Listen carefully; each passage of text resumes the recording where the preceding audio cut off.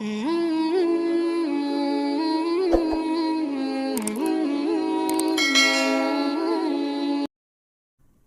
আলাইকুম বন্ধুরা, আশা করি আপনারা সকলেই ভালো আছেন। বন্ধুরা, আজকের এই ভিডিওতে আমরা বলবো যে আল্লাহ তাআলা আবাবিল পাখি দিয়ে যেভাবে কাবাঘরকে রক্ষা করেছিলেন সেই সম্পর্কে একটি বিস্ময়কর সত্য ঘটনা, যা শুনে আপনার মন ছুঁয়ে যাবে ইনশাআল্লাহ। তাই ভিডিওটি একবারে শেষ পর্যন্ত দেখবেন। মক্কা নগরীর অবস্থান সৌদি আরবে। আজ থেকে প্রায় 4000 বছর আগে এই অঞ্চলের পুরোটা ছিল জনবিরল মরুভূমি। বুখারী শরীফে উল্লেখ আছে, সেখানে ছোট্ট শিশু ইসমাইলের পায়ের আঘাতে জমজমকূপ সৃষ্টি হয়। ইসমাইল বড় হওয়ার পর হজরত ইব্রাহিম আলাইসাল্লাম মক্কায় আসেন এবং আল্লাহর আদেশে এখানে কাবাঘর নির্মাণ শুরু করেন। দূর দূরান্ত থেকে অনেক মানুষ মক্কায় এসে আল্লাহর ঘর তাওয়াফ করতে লাগলো। মক্কা নগরীতে অবস্থিত কাবা শরীফের ধর্মীয় ভাবগম্ভীর্য এবং পবিত্রতায় মুগ্ধ হয়ে মানুষ দলে দলে কাবাঘরের দিকে আসতে থাকে। সময়টা 570 খ্রিস্টাব্দ। মক্কার পার্শ্ববর্তী ইয়েমেনের শাসক আবরাহা। আল্লাহ তাকে দিয়েছিলেন একচ্ছত্র ক্ষমতা এবং শক্তি। ক্ষমতার দাপটে আবরাহার ইচ্ছে হলো ইয়েমেনের রাজধানী সানাতে সে কাবার অনুরূপ কিছু একটা তৈরি করবে। অতপর সারা পৃথিবী থেকে মানুষ হজ পালন করতে মক্কার পরিবর্তে সানায় যাবে।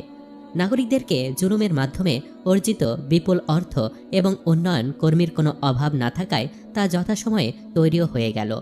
কিন্তু বাদ সাধল সারা পৃথিবীর মানুষ হজ পালনের জন্য তাদের ধর্মীয় পিতা ইব্রাহিম আলাইসাল্লামের তৈরি ঘর কাবা থেকে কোনো ক্রমে সানার কাবায় যাচ্ছিল না।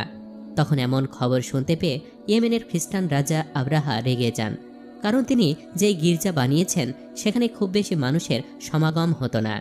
আবরাহা রাগে ক্রোধে অন্ধ হয়ে যেতে লাগলো। তার সব রাগ গিয়ে পড়ল আরবের মক্কার সেই কাবার ওপর। তাই তিনি কাবা ধ্বংস করে দেওয়ার জন্য মনস্থির করলেন।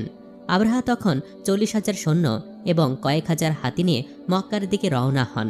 তার বাহিনীর সম্মুখে ছিল একটি সাদা হাতি। মোট 8টি হাতি ছিল সে বাহিনীতে। আবরাহা ভেবেছিলেন হাতি দিয়ে কাবা শরীফ গুড়িয়ে দেবেন তিনি।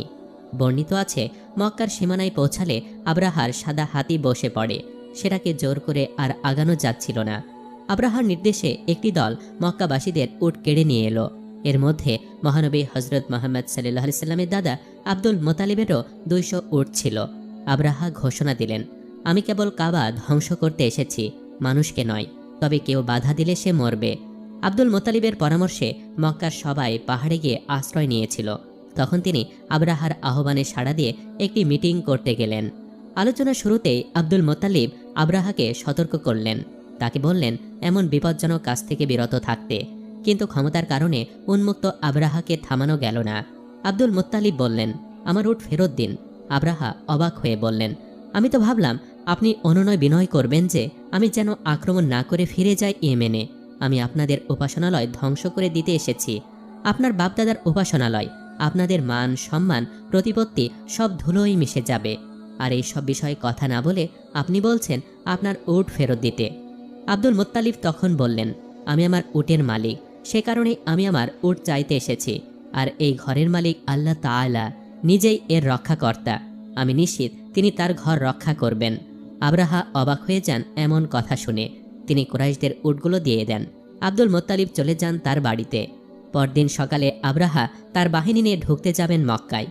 তখনই যাত্রাপথে কিছুটা বিঘ্ন ঘটালো হাতিগুলো দৃষ্টি সীমানার মধ্যে পবিত্র কাবা শরীফ আসার পর তারা আর কোনো মতেই অগ্রসর হচ্ছিল না। তাই তারা হাঁটু গেড়ে বসে পড়ল। চতুর আবরাহা হাতিগুলোর অভিপ্রায় বুঝতে পেরে ওগুলোর মুখ ঘুরিয়ে অন্যমুখী করল। তারপর তাদেরকে ভালো কিছু খাবার খেতে দিল এবং কিছু খাবার কাবা ঘরের পথে এবং কাবা প্রাঙ্গণেও জমা করে রাখল। আল্লাহ তার প্রতি বিশ্বাসী বান্দাদের জন্য শিক্ষণীয় কিছু একটা দেখানোর জন্যই বোধ করে হাতিগুলোকে সেই রক্ষিত খাবারগুলোর প্রতি অনুরক্ত হওয়ার পথে আর বাদ সাধলেন না। তাই খাদ্যলোভী হাতিগুলো এবার জোর কদমে এগুতে থাকলো কাবার দিকে। মক্কার বিশ্বাসী কিন্তু দুর্বল মানুষগুলো 2 হাত তুলে ফরিয়াদ জানালেন আসমান এবং জমিনের মালিক আল্লাহ তাআলার কাছে। বললেন, ইয়া রাব্বুল আলামিন, একমাত্র তুমিই পারো এই দানবের হাত থেকে আমাদের প্রাণপ্রিয় কাবাঘরকে রক্ষা করতে। ধৈর্যশীল আল্লাহ তার ধৈর্যকে আর প্রলম্বিত করলেন না। তার সৃষ্ট বৃহৎ হাতির সমন্বয় গঠিত ও বিভেদ সমরাস্ত্রে সজ্জিত বাহিনীর বিরুদ্ধে তিনি পাঠালেন তার অতি ক্ষুদ্র পাখি আবাবিল পাখিকে। ঠিক সেই সময় হঠাৎ করে আকাশে দেখা গেল বিশাল এক ঝাঁক সবুজ পাখি। আবাবিল নামের এই পাখিগুলোকে অস্ত্র হিসাবে তাদের পথে দিলেন প্রত্যেকটি পাখির ঠুকে একটি করে পাথর, আর পায়ে করে দুটি পাথর নিয়ে আসে। গ্রহণযোগ্য ক্ষুদ্র ক্ষুদ্র পোড়ামাটির তৈরি শক্ত ঢিল এবং সেনাবাহিনীর ওপর সেগুলো বৃষ্টির মতো ফেলে দিতে শুরু করে। কিছুক্ষণের মধ্যেই গবাদি পশুর খাদ্য এবং গমের ভুসিতুল্য বস্তুতে পরিণত হলো শক্তিশালী সেই বাহিনী এবং হাতিগুলো। অতবার বাতাসে উঠতে লাগলো সেই ভুসি। এই পাথর বর্ষণে বাহিনীর বেশিরভাগ সৈন্য পালিয়ে যায়, বাকিরা নিহত হয়। আব্রাহাও গুরুতর আহত হন এবং ইয়েমেনে পালিয়ে যাওয়ার পথে মারা যান। হজরত ইবনে আব্বাসের বর্ণনা মতে যার উপরে পাথরের কণা পড়ত তার সারা গায়ে ভীষণ চুলকানি শুরু হতো এবং চুলকাতে চুলকাতে চামড়া ছিঁড়ে গোস্ত ঝরে পড়তে থাকত। গোস্ত এবং রক্ত পানির মতো ঝরতে লাগলো এবং হাড় বেরিয়ে পড়ত এবং সে জালিম আব্রাহার অবস্থা একই রকম হয়ে পড়ে। এই ঘটনার কথা আল্লাহ পবিত্র কুরআনে সূরা আল ফিলে বর্ণনা করেছেন। রক্ষা পেলে পবিত্র কাবাঘর, আর কিছুদিন পরে এই পৃথিবীতে সুখ এবং শান্তির প্রতীক হিসাবে আগমন ঘটল আমাদের প্রিয় নবী হজরত মুহাম্মদ সাল্লাল্লাহু আলাইহি ওয়াসাল্লাম। পৃথিবীর মানুষগুলোর জন্য শেষ নবী হিসাবে আল্লাহ তাকে অবতীর্ণ করলেন। এটি কোনো মানুষ রচিত গল্প কাহিনী নয়, কোনো মতলববাজ ঐতিহাসিকের বর্ণনা নয়। এই বর্ণনা স্বয়ং আমাদের সৃষ্টিকর্তা আল্লাহ তাআলার, যিনি তা বর্ণনা করেছেন পবিত্র সূরা আল ফিলে, যেখানে কোনো এক ইস্যুতে নিরাশ রাসূলুল্লাহ সাল্লাল্লাহু আলাইহি সাল্লামকে তিনি সান্ত্বনা এবং সাহস দিয়ে বলেছিলেন, তুমি কি দেখোনি তোমার প্রতিপালক কাবাঘর ধ্বংস করতে আসা হাতিওয়ালাদের সাথে কি আচরণ করেছিলেন? তিনি কি তাদের চক্রান্ত নস্যাৎ করে দেননি? তিনি তাদের বিরুদ্ধে পাঠিয়েছেন ঝাঁকে ঝাঁকে আবাবিল পাখি, যারা সেই হাতিগুলোর ওপর পোড়া মাটির পাথর নিক্ষেপ করেছিল। অতপর তিনি সেই হাতিওয়ালাদের পরিণত করেছিলেন ভুসির ন্যায়। রাত গভীর হলে যখন চারিদিক নিস্তব্ধ হয়ে পড়ে তখন এই আবাবিল পাখির ডাক শোনা যায়। মসজিদের ভেতরে ছাদে হিরামের ভেতর এদের সুন্দর বাসা সবার নজরে আসে। তো প্রিয় দর্শক, কেমন লাগলো আমাদের আজকের এই ভিডিওটি? কমেন্ট করে অবশ্যই জানাবেন।